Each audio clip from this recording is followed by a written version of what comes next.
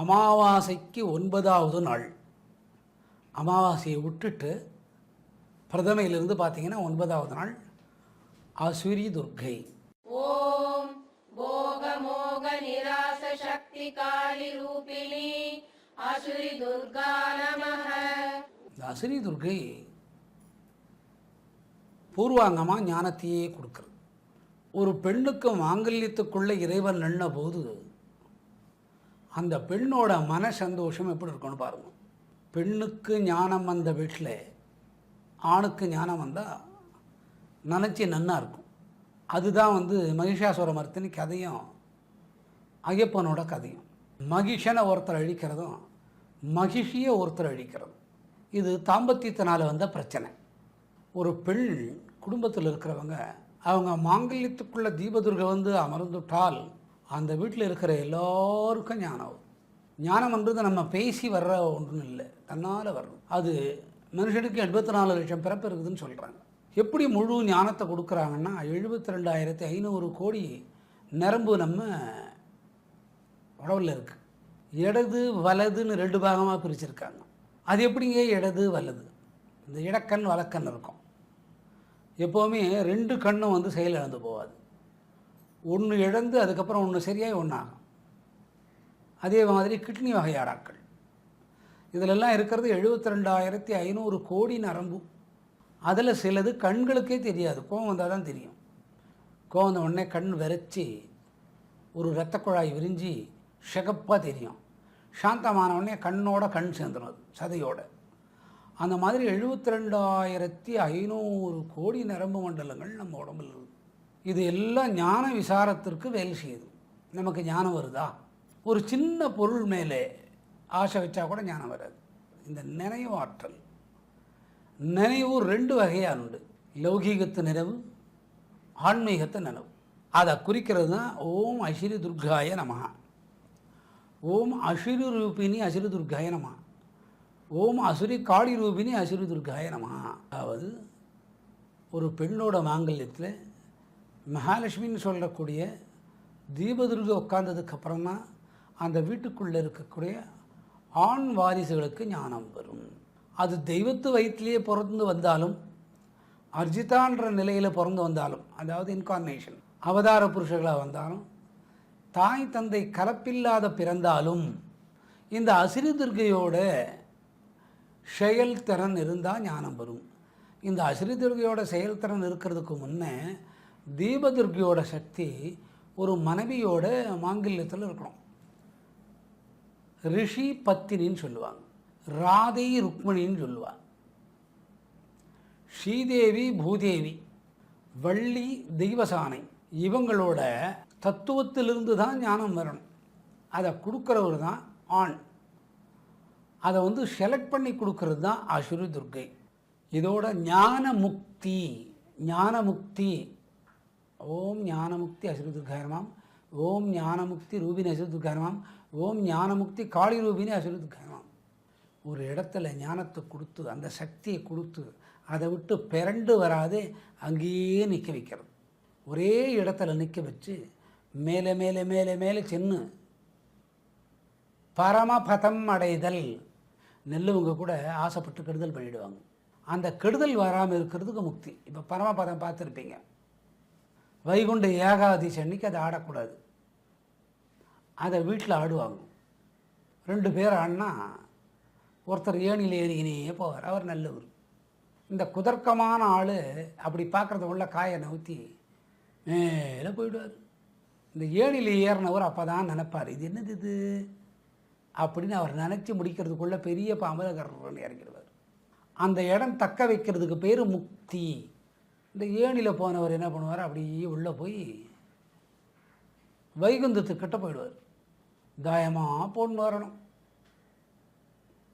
அதே மாதிரி ஒரு இடத்துல நிலையாக நிற்க வைக்கிறதுக்கு பேர் முக்தி.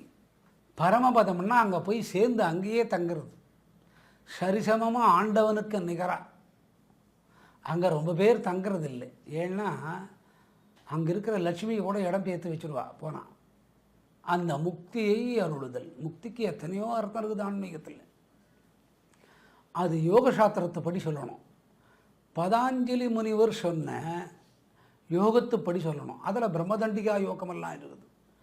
பிரம்மதண்டிகா யோகத்தை கொடுக்கக்கூடிய அசிருதர்கை நைட்டு 12 மணிக்கு தியானம் பண்ணால் தலை தனியாக வந்துடும், கை காலெல்லாம் தனியாக போகும், ஹார்ட்டு தனியாக போய் இறைவனை தொழுறது, குடல் தனியாக போய் இறைவனை தொழுறது, கை கால் இறைவனை தனித்தனியாக தொழுறதுக்கு பேர் பிரம்மதண்டிகா. இதை ஒருத்தரை பண்ணிகிட்டே இருக்கும்போது வந்து பார்த்தா என்ன ஆகும்? பார்த்தவர் அப்படியே கட்டியாயிடுவார். இந்த மாதிரி பிரம்மதண்டிகா சூத்திரத்தின் யோகத்தெல்லாம் அருளக்கூடிய இது கொஞ்ச நேரத்தில் நடத்தி கொஞ்ச நேரத்தில் கும்பிட்டு மறுபடியும் உடம்பெல்லாம் ஒன்றா சேர்ந்துடும். இதெல்லாம் முக்தி. யோகாசனத்தில் இதெல்லாம் சொல்லியிருக்கிறா. அதுக்கு பேஸ் பிரணயாமம். அந்த இடத்தை அருளக்கூடிய தெய்வம் முக்தி. ஒரு இடத்துல நிற்க வைக்கிறது. அதற்கு பேஸ் வந்து உணர்ச்சியை அழித்தல், உணர்வை பெருக்குதல். ஒரு 20 வயசு பையன்கிட்ட அடக்குன்னா அடங்குமா? ஓடுற வயசு, ஆடுற வயசு. அதுங்க அந்த காலத்தில் கூட இதமான நிலைகளை உண்டு பண்ணுதல், அந்த மாதிரி நிலைகள் உண்டு பண்ணக்கூடிய துர்க்கை இந்த அசிரி துர்க்கை அப்படின்னுட்டு பேர்.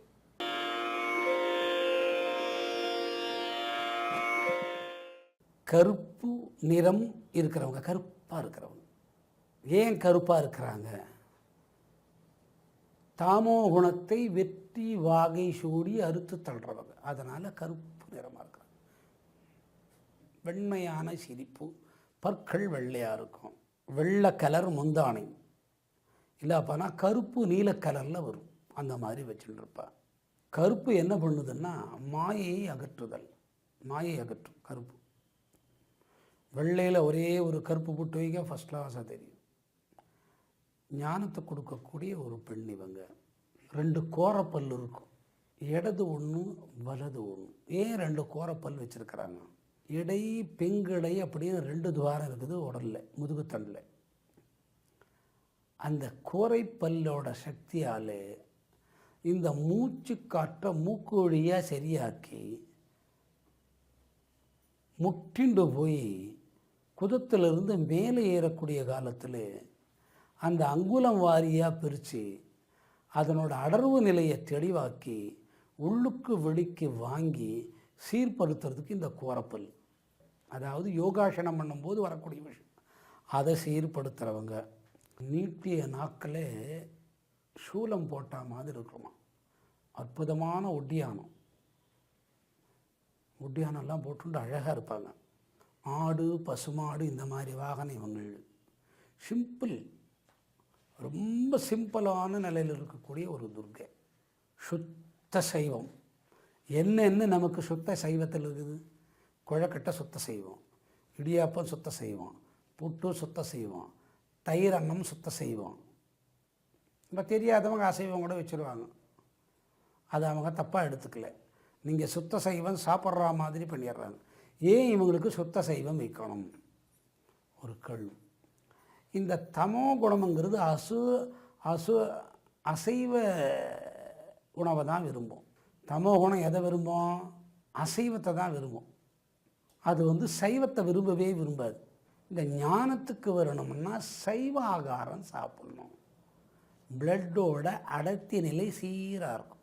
பிளட்டில் வந்து கொழுப்பு சேராது. பிளட் ஃப்ளோட்டிங் வந்து பிரெயினுக்கு நல்லா போகும். பிளட் ஃப்ளோட்டிங் வந்து ஹார்ட்டுக்கு நல்லா போகும். பிளட் ஃப்ளோட்டிங் வந்து 4 அறையை கரெக்டாக வச்சுக்கணும். இந்த சைவம் நைவேத்தியம் பண்ணுறதுனால கிட்னியோட சப்ஜெக்டை கிளியர் பண்ணிவிடுவாங்க. ஆகையினால அசைவத்தை வந்து வைக்காமல் சைவத்தை வைக்கும். ஆன்மீக கருத்துகள் தமோ குணத்தை விட்டு வெளிவந்து மனசுக்கு கொண்டு போய் சேர்க்கும்.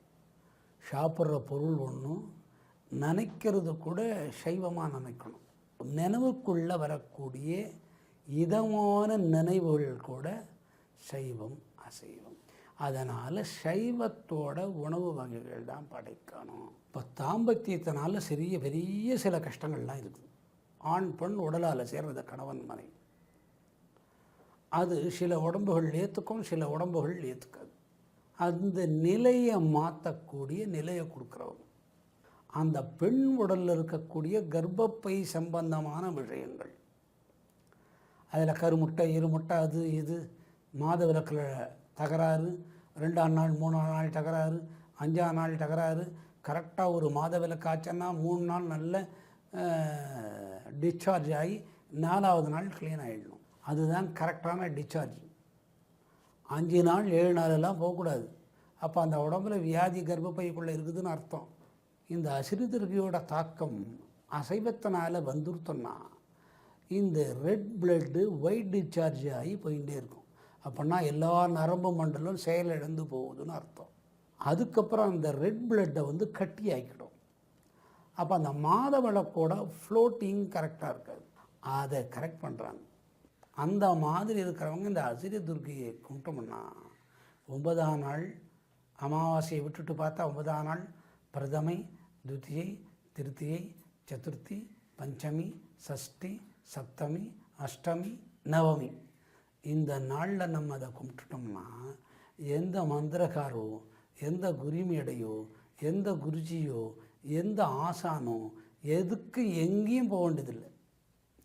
அதுவாக பட்சத்துக்கு பட்சம், பட்சத்துக்கு பட்சம், பட்சம்னா ஃபார்ச்சூன், அதாவது 15 நாளைக்கு ஒரு முறை கிளியர் ஆகிக்கிட்டே வரும். இந்த துர்கையை நவமி அன்னைக்கு ராத்திரியில் பேசாமல் 1 hour இருந்து பூஜை பண்ணணும்.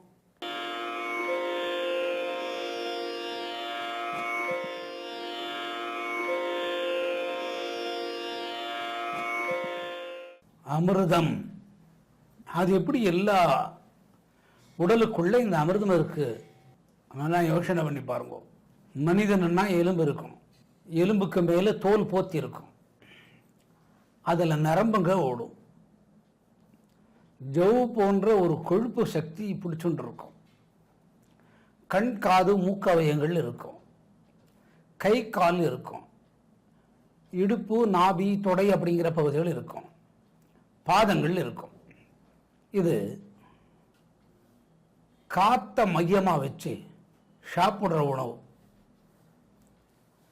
இதனோட செரிமானம் இரத்த நிலை. இது நல்லவங்க கெட்டவனங்க, கெட்டவானாலும் நல்லவங்க இருந்தாலும் அவளுக்கு இது உண்டு. கண் காது மூக்கு எல்லாருக்குமே இருக்குது. ஒரு முகத்தை பார்க்குற காலத்தில் இவன் உண்மையானவன், இவன் பொய்யானவன் கண்டுபிடிக்க முடியாது. இப்போ எல்லாமே நல்லா அழகாக இருக்கா.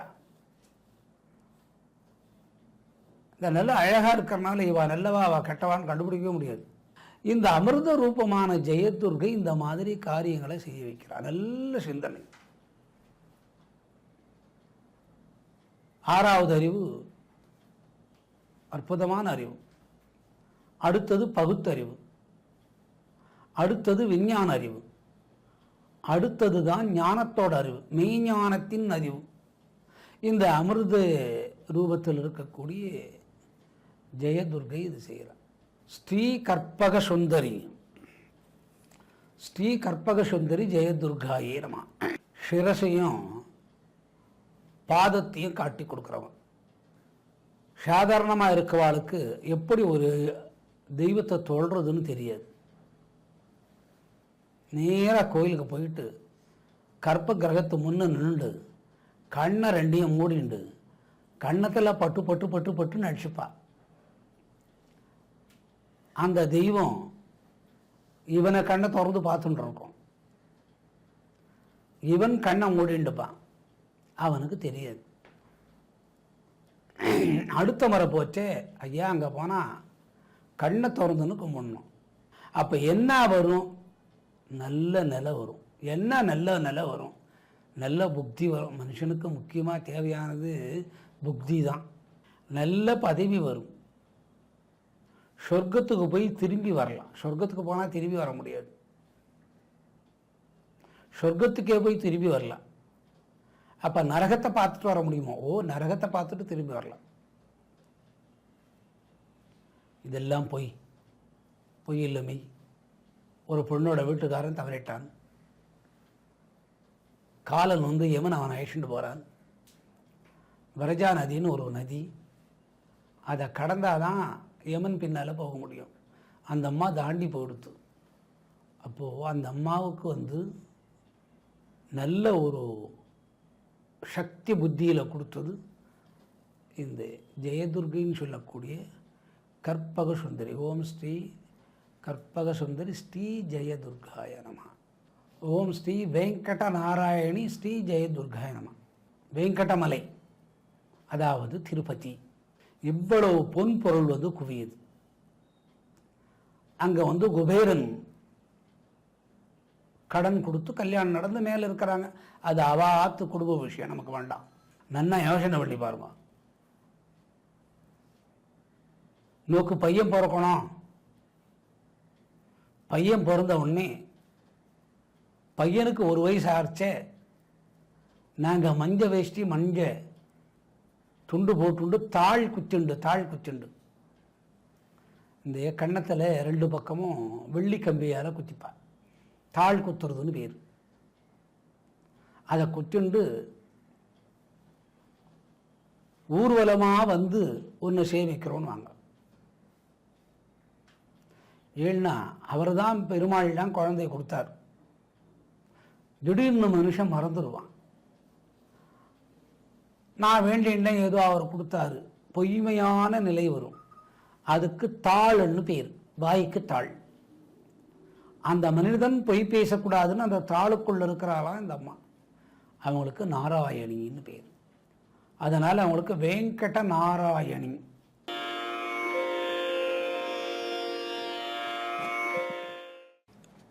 இவங்களுக்கு இன்னும் கூட ஒரு பேர் இருக்கு பாருங்க. ஓம் விஜயதசமி ரூபிணி ஜெயதுர்காய நம. இப்போ கிட்டத்தட்ட எல்லா துர்கையும் பார்த்துன்னு வந்துட்டோம். ஜெயம், விஜயம் ஆகுதல், விஜயதசமி. புது புது விஷயங்கள் சொல்லக்கூடிய நாள், புது புது விஷயங்களை செய்யக்கூடிய நாள், புது தொழில்கள் ஆரம்பிக்கிற நாள், கல்வி அபியாசங்கள் பண்ணக்கூடிய இடத்துல இருக்கிறான். விஜயம் விஜயம் ஜெயம் விஜயமாகிற நாள்னு பேர். ஓம் ஸ்ரீ விஜயதசமி ரூபிணி. செல்வம் தேடி ஒரு இடத்துல நிற்கிறதுக்கு பேர் விஜயம் தசமம்னு பேர். சேத்தா ஓம் ஸ்ரீ விஜயதசமி ரூபிணி ஜெயதுர்காய நம. வெற்றியை கொடுக்கறது, வெற்றியை நிலைநாட்டுறது. அவங்க 6 தலைமுறையாக அந்த கடையாக நடத்துகிறாங்க சாமி. ஆனால் பழமொழி என்ன சொல்லுதுன்னா, 30 வருஷம் வாழ்ந்தவா இல்லை, 30 வருஷம் கெட்டவா இல்லைன்னு சொல்லுது. 6 தலைமுறைன்னா ஒரு தலைமுறைக்கு 50 வயசு கூட வைங்க. 300 ஆண்டுகள் சிறப்பாக இருக்குது. 300 ஆண்டுகளுக்கு முன்னே சாதாரண நிலையில் இருந்து 300வது ஆண்டு உலகத்தை கொடி கட்டி தன்னோட ஆட்சிக்கு கீழே அந்த புகழை கொண்டு போய் சேர்க்கிறது. அந்த இடத்தோட புகழ் உலகம் மட்டும் இருக்கும். அதுக்கு உதாரணமாக இப்போ அமெரிக்கா காடாக இருந்த இடம் இன்னைக்கு உலகத்தில் நம்பர் 1 நாடாக இருக்குது. அதுக்கு விஜயதசமம். அந்த நிலைக்கு இப்போ இந்தியா வந்துருத்து. புகழ், ஆன்மீகம், கல்வி, சரஸ்வதின்னு சொல்கிறாளே அது கூட வந்துடுச்சு இப்போ இந்தியாவில் அதுவும் வந்துடுத்து. பிராணனை கொண்டு எல்லா உலகத்துக்கும் போகிறது பரமானுபவம். ஜீவத்தை கொண்டு எல்லா உலகங்களுக்கு போகிறது பரமானுபவம். உயிரை கொண்டு எல்லா உலகத்துக்கும் போகிறது பரமானுபவம். மெய்ஞான அறிவுன்னு சொல்கிறோமே அதை கொண்டு போகிறது பரமானுபவம். எல்லா மண்டலத்துக்கும் போயிட்டு வர்றது. இதில் பிராணன் மட்டும் சாதாரண நிலையில் இறந்த பின்னாலே வெளியில் போயிடும். அது கவனம் மறந்து போகும். உயிரோடு இருக்கச்சே பிராணன், உயிர், மெய்ஞான அறிவு, மனம் இதெல்லாம் ஒன்றா சேர்ந்து பல மண்டலங்களுக்கு போயிட்டு மறுபடியும் ரிட்டர்ன் வர்றது. அந்த உடல்லையே இருக்குது. இதுக்கு ஒரு பரம அனுபவம். இது யோக சாஸ்திரத்தில் சமாதி, நிர்விகல்ப சமாதின்னு சொல்கிறாங்க. நிர்விகல்ப சமாதி அதாவது பத்மாசனம் போட்டு உக்காந்துட்டா 2 வாரம் ஆனால் கூட அப்படித்தான் இருப்பார். ரமணர் 12 வருஷம் அப்படி இருந்தாராம். 12 ஆண்டுகள் சேஷாதிரி சுவாமி போய் பார்த்து கண்டுபிடிச்சி பரமானுபவம் உள்ளே இருக்கான், அவனை வெளியாட்சிட்டு வாங்கோ. அதுக்கு பேர் பரமானுபவம். ஐஏஎஸ் படிக்கலாம், எம்பிபிஎஸ் படிக்கலாம், எம்பிஏ படிக்கலாம். இதெல்லாம் ஒரு பிறப்புக்குள்ளே மறந்து போகும். மரணம் வந்தால் எல்லாம் மறந்து போகும். பேர் வயசானா கூட மறந்து போகும், கண்ணு தெரியாது. ஆனால் பரமானுபவம்னா இந்த பிறப்பில் நடந்த அனைத்துமே அடுத்த பிறப்புக்கு எப்படி வரும்னு தெரிகிறது. பரமானுபவம். ஜெயம், ஜெயம் விஜயமாகிறது. ஜெயம் வாசல் வரைக்கும் போயிடும். உள்ளேயே தங்கணும். வாசலுக்குள்ளே நம்ம பூஜை அறைக்குள்ளே தங்குறது விஜயம். ஜெயம் விஜயமாகுது. அதனால் இவங்களுக்கு விஜய தசமி ரூபினி. 10வது நாள் ஒரு வீட்டுக்குள்ளே அடங்கிடுறாங்க. முன்னாள் பூஜை போட்டு முடித்தது மறுநாள் காலையில் மறுபடியும் பூஜை போட்டு தான் அந்த பொருள்களை உபயோகப்படுத்தணும். அப்படி முடியாது உடனே அந்த பொருள்கள் உபயோகப்படுத்தணும்னா பூஜை முடிச்சுட்டு ஒரு அரை மணி நேரம் ஜன்னு மறுபடியும் ஒரு ஆரத்தி எடுத்துகிட்டு அந்த பொருள்களை பூஜை பண்ண ஆரம்பிச்சுட்டு மறுபடியும் அந்த காரியங்களை அந்த பொருளை வச்சு செய்யலாம். செம்பாரவ கோதுமை, இடியாப்பம், புட்டு, வெள்ளரிசி புட்டு, சிகப்பு அரிசி புட்டு இதுகளை வேக வச்சு இவங்களுக்கு நெய்வேத்தியம் பண்ணணும். அசையும் இல்லாத ஒரு இயற்கையான வேக்காட்டில் நீரை கொண்டு ஆவியாக்கி அந்த ஆவியில் வைக்கக்கூடிய பொருள்கள் இவங்களுக்கு பிடிக்கும். வெண்தாமரை, செந்தாமரை, இது 2 புஷ்பம் இவங்களுக்கு பிடிக்கும். வெண்தாமரை அறிவுக்கு, செந்தாமரை செல்வத்துக்கு. அறிவு, கோடிக்கணக்கில் பணம் இருந்து எப்படி செலவு பண்ணுறது தெரியாத செலவு பண்ணிட்டா ஏழை ஆகிடும். கோடிக்கணக்க பல கோடி 100 கணக்காக ஆக்கிறது வெண்தாமரை. அந்த செல்வம் பெருகிட்டே வருது செந்தாமரை. அதனால் இவங்களுக்கு வெண்தாமரை, செந்தாமரை 2 பூ பிடிக்கும். துளசி, வில்வம், கொன்றை மலர் இது இவங்களுக்கு பிடிக்கும். இது கிடைச்சா கொண்டு வச்சு இவங்களுக்கு பூஜை பண்ணலாம். வில்வப்பழம் இது வைக்கிறது ரொம்ப விசேஷம். வில்வக்காய் வைக்கிறது விசேஷம். ஏன்னா மூளையில் இருக்கக்கூடிய பேதலிப்பான மண்நோய் வியாதி சீராகும். எங்கே போனாலும் வெற்றி. ஒரு தலைமுறை, 2 தலைமுறை, 3 தலைமுறை வழியாக வராத சொத்துகள் லிட்டிகேஷன் ப்ராப்பர்ட்டின்னு சொல்லுவாள். அது சரியாக வரும். அதுக்கடுத்தது ஜென்ம கர்ம நோய். பிறப்பாக ஒருத்தருக்கு தொழுநோய் வருது ஒரு குடும்பத்தில், அது சரி பண்ணுறாங்க. கல்வியில் மறந்து போகிறத சரி பண்ணுறாங்க. சிறுமூளை, பெருமூளை இதில் வர்ற நோய்களை சரி பண்ணுறாங்க. வழக்கு ரீதியில் தோற்று போச்சோன்னா தர்ம ரீதியில் ஜெயிச்சு கொடுக்குறாங்க. எலும்பு இருக்குது பாருங்க, அதில் மூச்சு விட்டா மாதிரி விரசல் ஏற்படும். ஏர் கிராக்குன்னு பேர்.